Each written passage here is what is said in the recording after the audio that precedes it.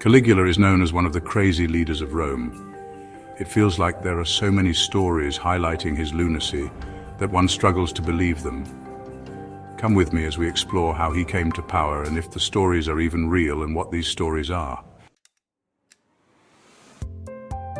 Born in 14 CE as Gaius Caesar, he got the name Caligula as a nickname his father's soldiers bestowed upon him, meaning little boot. Caligula was a member of the Roman royal family, with his father Germanicus being the nephew and adopted son of Tiberius, the emperor before Caligula. Additionally, his mother was a granddaughter of Augustus. His father died in 19 CE of malaria, though Agrippina, Caligula's mother, accused Tiberius of his death. Tiberius did, however, kill Caligula's mother and his two older brothers to secure his rule. Although Sejanus may have been responsible, the commander of the Praetorian Guard may have manipulated Tiberius to kill them to increase his power and move to take the throne. However, he was killed because he had become too powerful. After all these deaths, Caligula was the singular male heir to the throne, and as such, Tiberius started to train him on the island of Capri. At this time, Tiberius had started to decline neurologically and was very paranoid during this time. This probably made an intense impression on Caligula. Caligula stayed in training on the island until Tiberius's death. Then immediately he became the new Roman emperor in 37 CE. In the beginning of his rule, he was incredibly popular since the people were excited to get rid of an old Tiberius who had simply been too old for the job.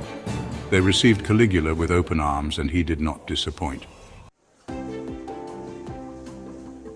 He abolished the unpopular treason trials which had plagued the empire, and he gave amnesty to others that had been accused of treason and fled. He also lowered certain taxes and increased public sports events. He also finished buildings, built aqueducts, rebuilt temples, built an amphitheater in Pompeii, and increased port capacity. Though as he was a Roman emperor, he had to build something for himself, and this was making the imperial palace bigger and two massive barges for fun. Everything changed when Caligula got very sick 7 months into his reign. If we are to believe the writings of distinguished people of the time, he went crazy, probably due to this sickness.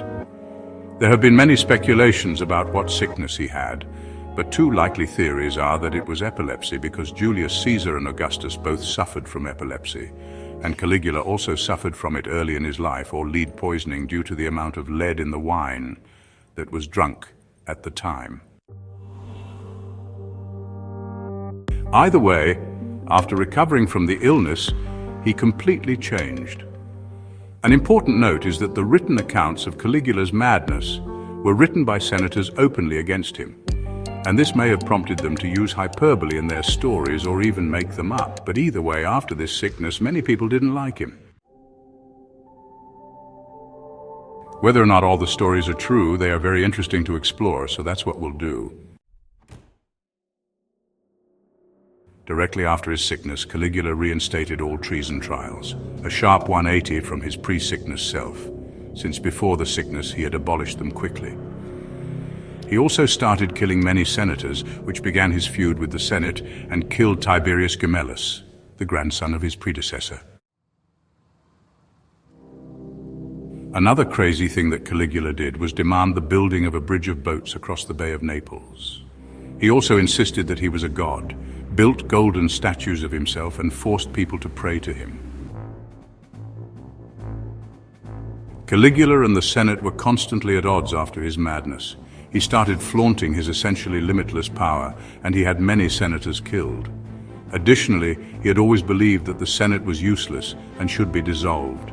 To make fun of the Senate and claim that their job was useless, he appointed a horse as consul as a joke, claiming that their job didn't matter and a horse could do it as well.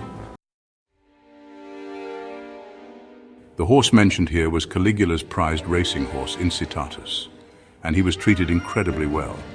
He had a whole house, and he was given wine to drink. The horse was also given enslaved people to take care of him.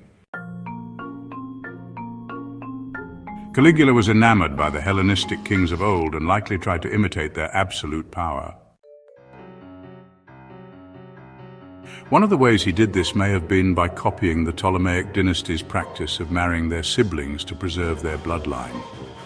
Rumors have been spread about Caligula having a relationship with his sisters, but it is likely that these were fabrications since it isn't mentioned in contemporary writings, and the first mention of it comes from a senator who was born years after Caligula died. Another thing that it's claimed he did was that he declared himself a god, a common practice among Hellenistic kings. If it was real, it would have alienated Caligula even further from the Roman elite, since loving the Hellenistic period would have been seen as an incredibly un-Roman thing for a Roman emperor to do and made him seem unfit to be emperor. Eventually, after Caligula had made pretty much everyone hate him and was only still on the throne because he had the protection of the Praetorian Guard. However, his tendencies got the better of him and he eventually publicly insulted Cassius Chaerea, the leader of the Praetorian Guard, and suddenly the senators had an opportunity to attack Caligula.